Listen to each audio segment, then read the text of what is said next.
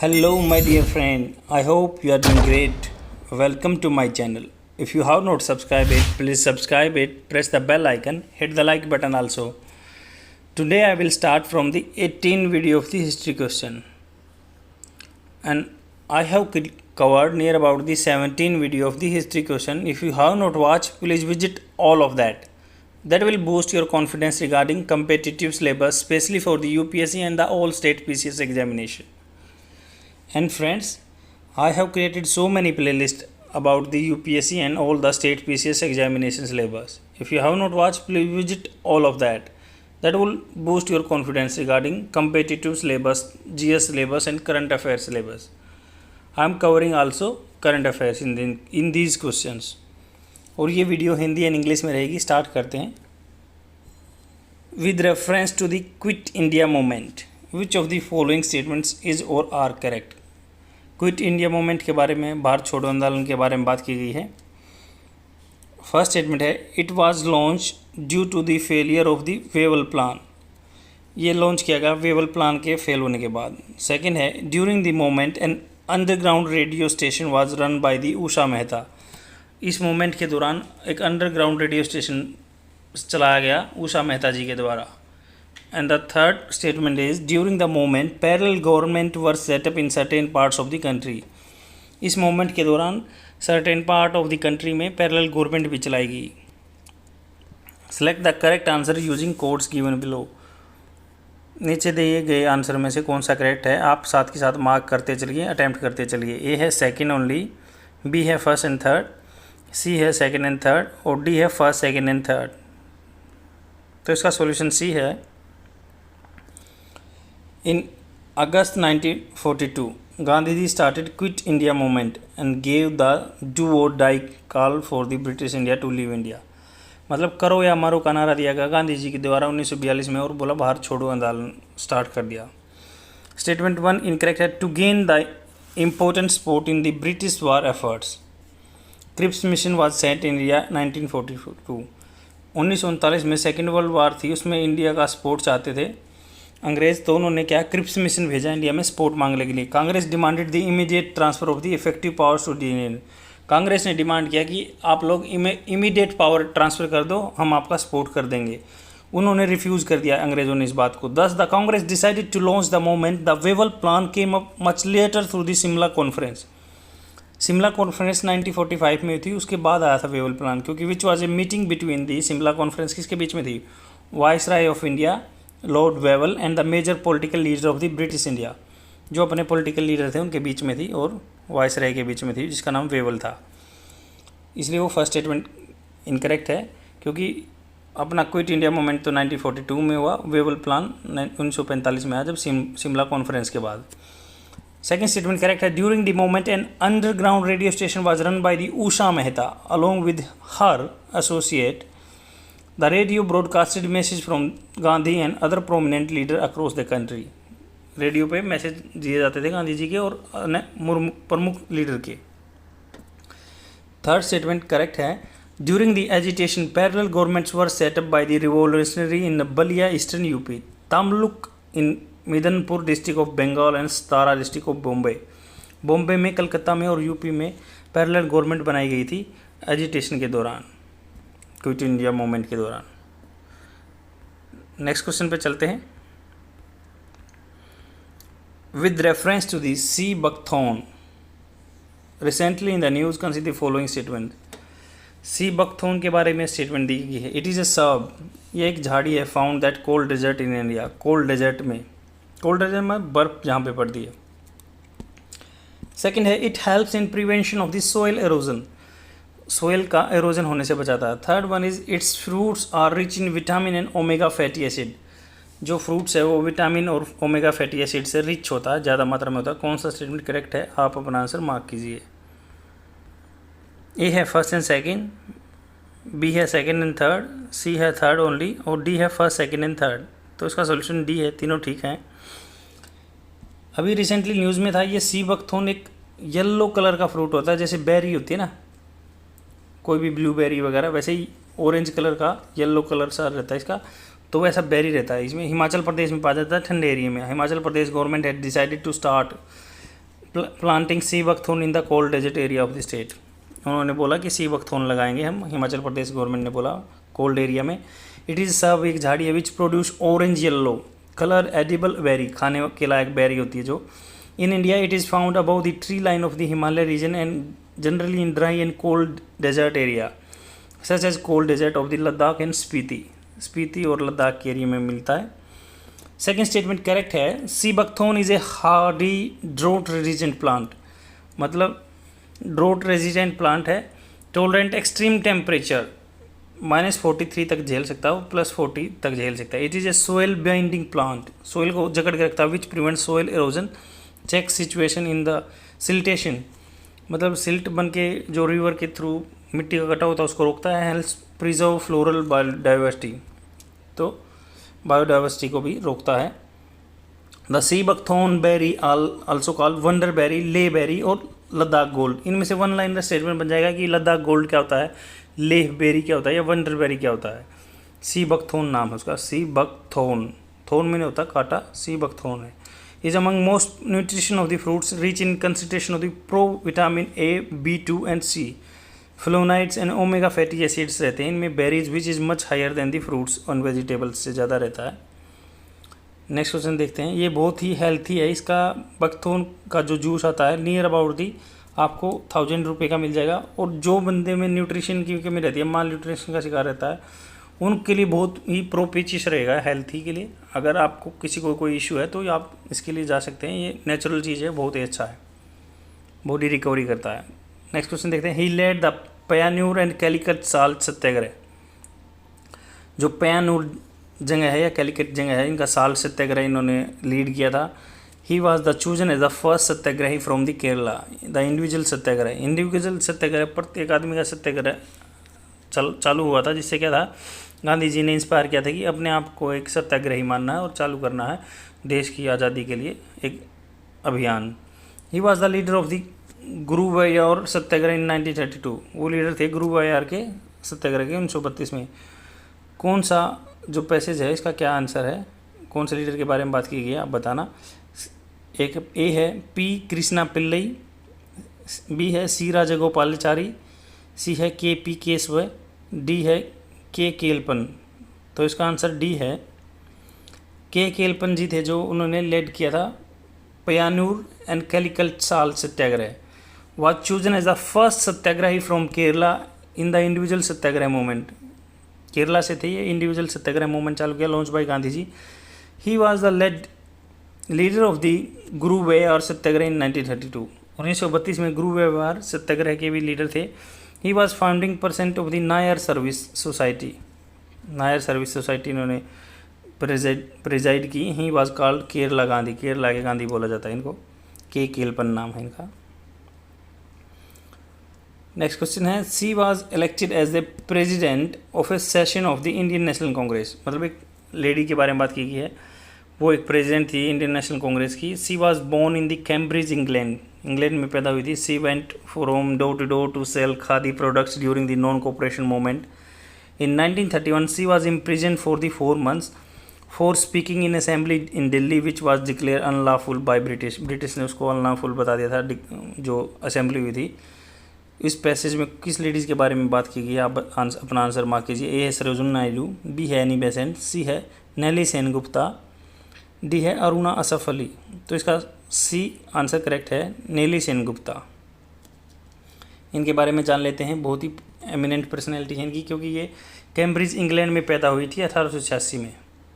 India की independence में बहुत बड़ा योगदान है नेली की थी।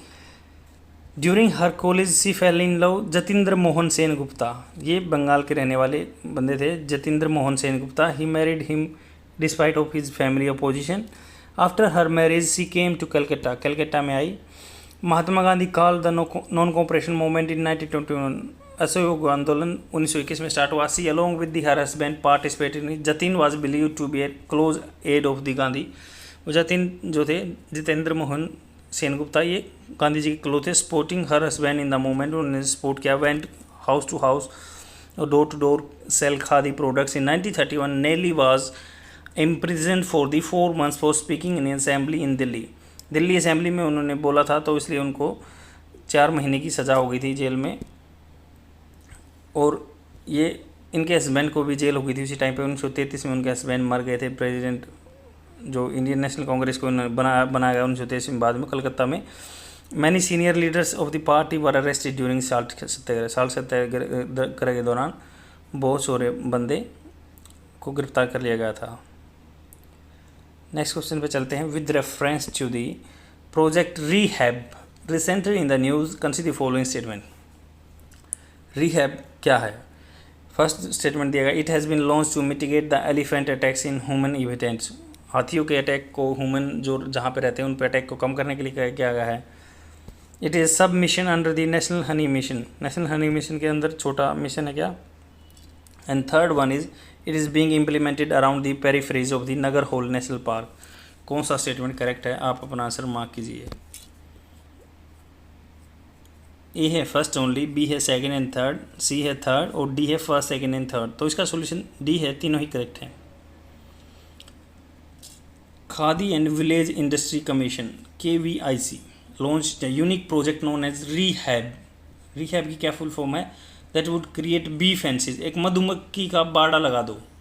To mitigate human elephant conflict, जिससे हाथी भाग जाएंगे मधुमक्खियों से डर के। एक बाड़ा लगा दो मान लो ह्यूमन इन्हेबिटेंट के बाहर, जहाँ पे आदमी रहते हैं उनके चारों तरफ।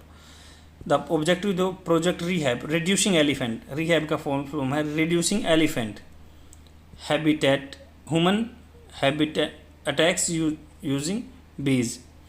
मतलब रिड्यूसिंग एलिफेंट का अटैक है ह्यूमन अटैक्स यूजिंग बीज, मधुमक्खियों का यूज़ करके। To mitigate elephant attacks in the human evidence using honey bees, thus reducing loss of the life human as well as elephant की लाइफ बचाने के लिए। Second statement correct है। It is a sub mission under the KVIC Khadi village and industry commission national honey mission. And while the national honey mission is programme to increase the bee population. Bee की population का national honey programme है। Honey production and bee keepers income by setting up apiaries. Project rehab uses the bee boxes as a fence to prevent the attack of the elephant in the natural human habitat. Third statement correct है। The project has been launch for the 4 location around the village Chellur Kodagu district of the Karnataka. This sports are located in periphery of Nagarhole national park tiger reserve and prone to human elephant conflicts. तो आपका ये जो कर्नाटका में नगर whole national park है उसके पास ये project लगाया गया है रिहैबिटेट, मतलब जो है reducing elephant human attacks using bees. Next question पे चलते हैं। With reference to the Royal Indian Navy mutiny consider following statement. Indian navy की म्यूटनी थी अंग्रेजों के टाइम पे, इसलिए रॉयल इंडियन नेवी म्यूटनी बोलते हैं। फर्स्ट है, it demanded the release of the political prisoner including those from the Indian army. जो पॉलिटिकल प्रिजनर थे, कैदी थे, उनको छुटाने की मांग की गई था। क्या वो आर्मी से भी थे? सेकंड है, the mutineers in the arm forces got support from the national leader across the party lines. बाहर के जो पॉलिटिकल लीडर थे उनसे सपोर्ट मिला क्या, जो नेवी के बंदों ने प्रोटेस्ट किया था। Cabinet mission was dispatched to India immediately after this revolt. Cabinet mission इसके बाद ही आता क्या? कौन सा स्टेटमेंट करेक्ट है? आप अपना आंसर मार्क कीजिए। ए है फर्स्ट ओनली, बी है सेकंड एंड थर्ड, सी है फर्स्ट एंड थर्ड, डी है तीनों ठीक है। तो इसका सी सॉल्यूशन है, तो फर्स्ट एंड थर्ड इसका करेक्ट है। Royal Indian navy also called the revolt जो था इसको बॉम्बे म्यूटनी बोलते थे। Encompasses A total strike and subsequent revolt by Indian seller of the Royal Indian Navy on board ship. जो शिप पे थे या सोर्स एस्टेब्लिशमेंट थे किनारे पे थे बॉम्बे हार्बर में 18 फरवरी 1946 को ये लॉन्च हो गया था revolt.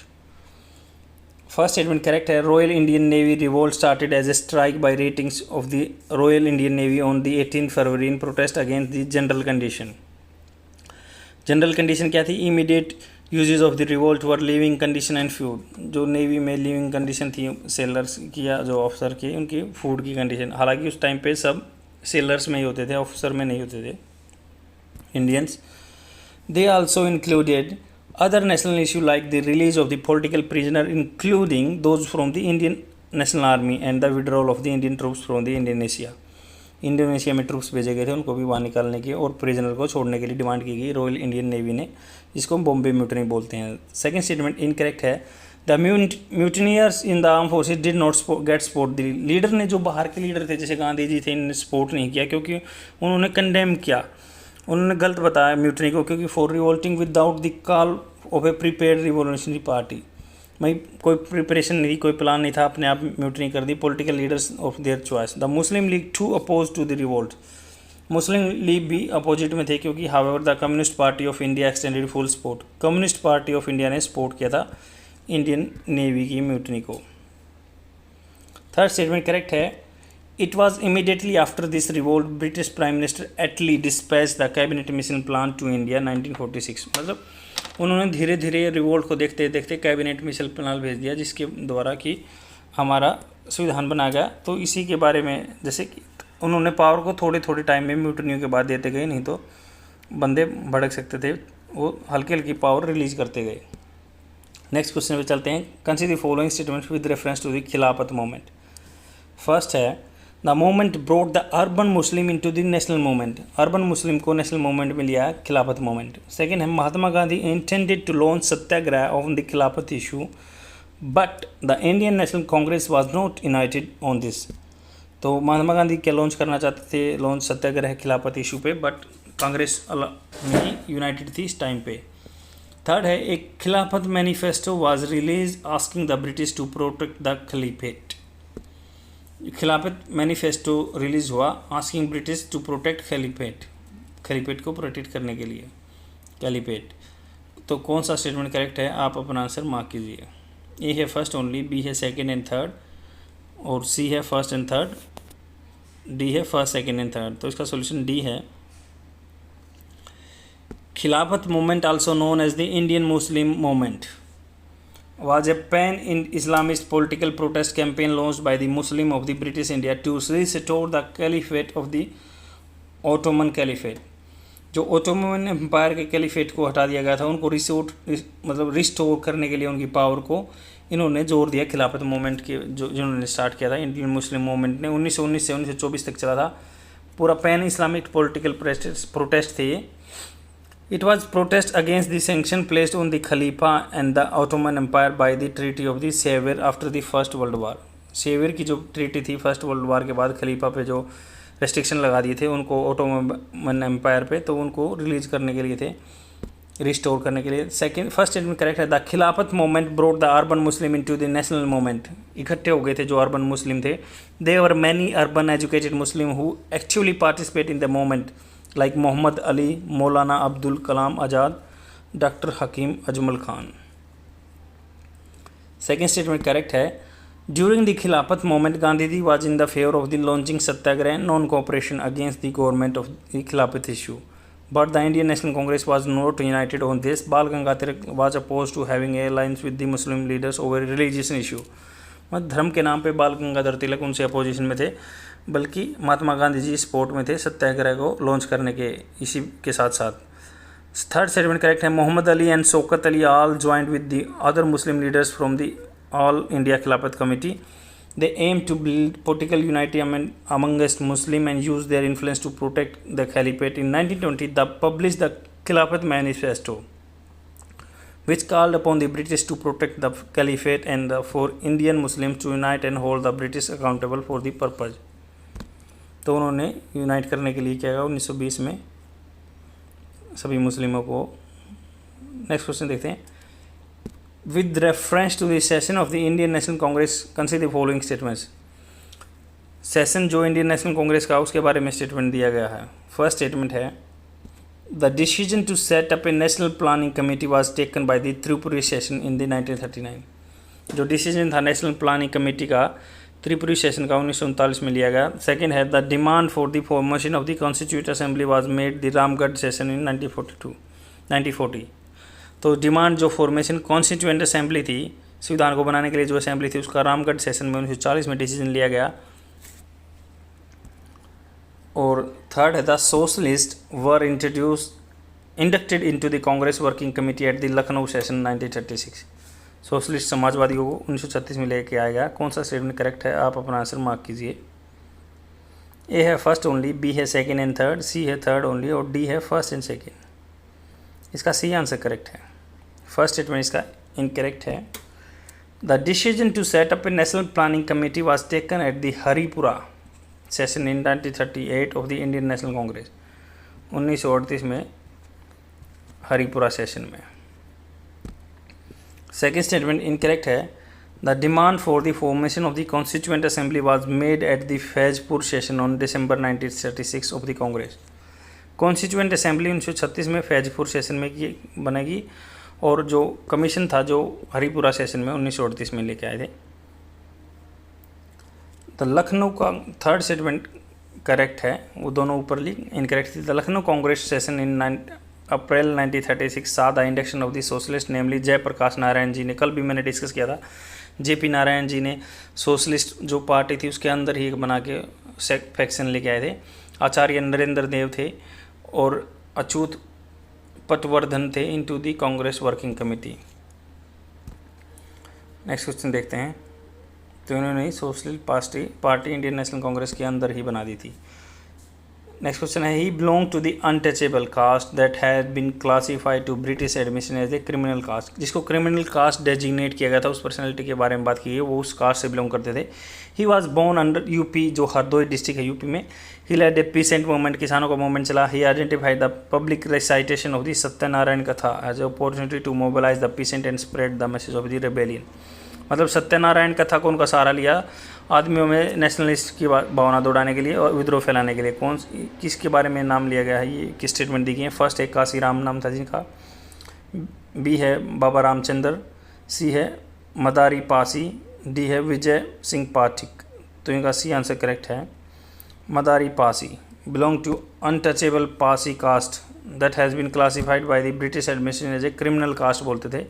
He was born in the UP Hardoi district. The peasant movement which was Madari Pasi led the called Eka, unity Eka बोलते हैं हिंदी में, derive from the his attempt to build a peasant class consequences by passing the difference of the religion and caste। Eka movement क्या था, a peasant revolt that broke out in the colonial India after the first world war. Madari Pasi identify a unique opportunity in the popular religion practice and the ritual of the reading कथा।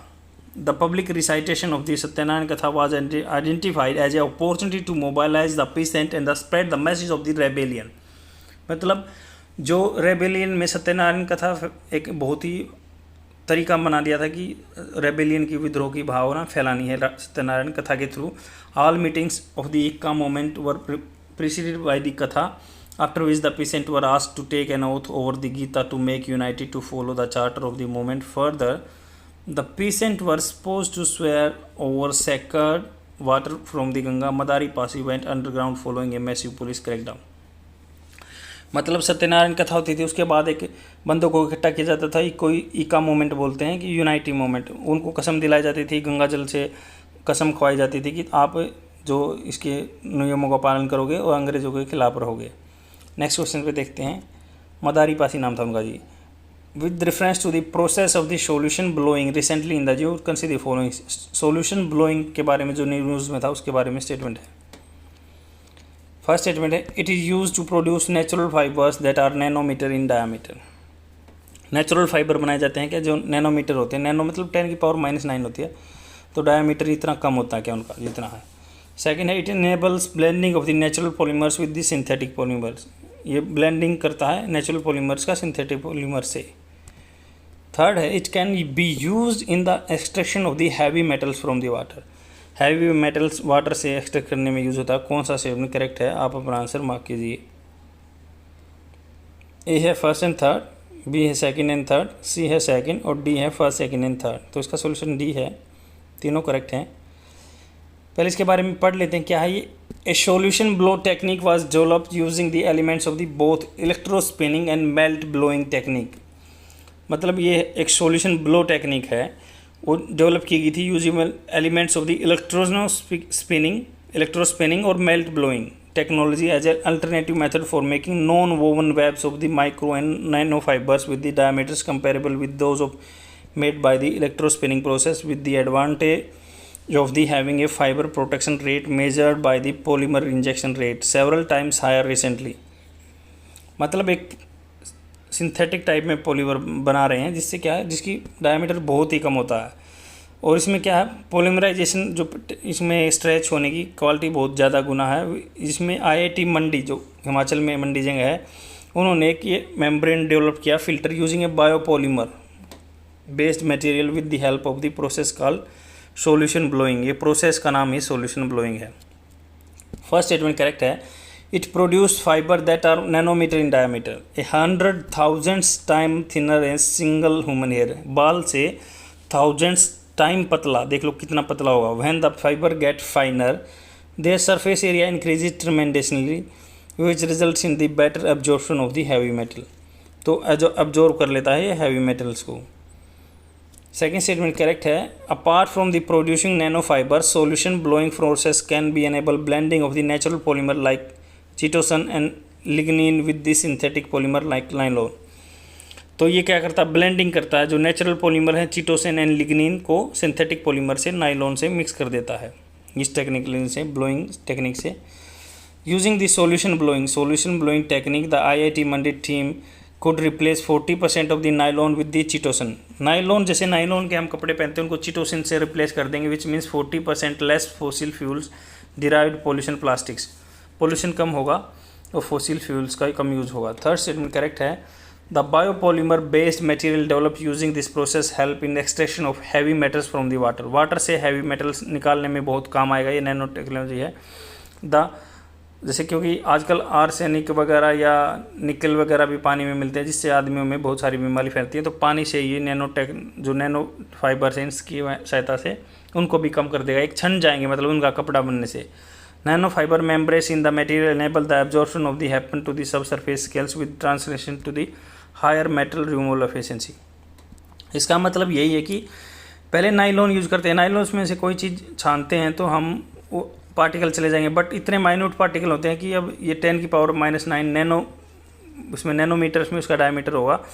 तो अपने बाल से भी 1000 गुना कम उसका diameter होगा। तो उसमें से हम पानी को छान सकते हैं, जिससे कि जो मेटल है पानी से अलग हो जाएंगी और हमारे अंदर बीमारी नहीं पहुंचेगी। और ये आपका हिंदी में आंसर प्रोवाइड किया हुआ है, और ये IIT मंडी के बच्चों ने किया था experiment. That is all for today. I will come tomorrow with more questions, and please share my video among your friends so that they can get benefited within the free amount, because I am providing the test series of the prominent institution and which can be very highly expected question for the UPSC and all state PCS examination. Okay friends, I will come tomorrow. Bye.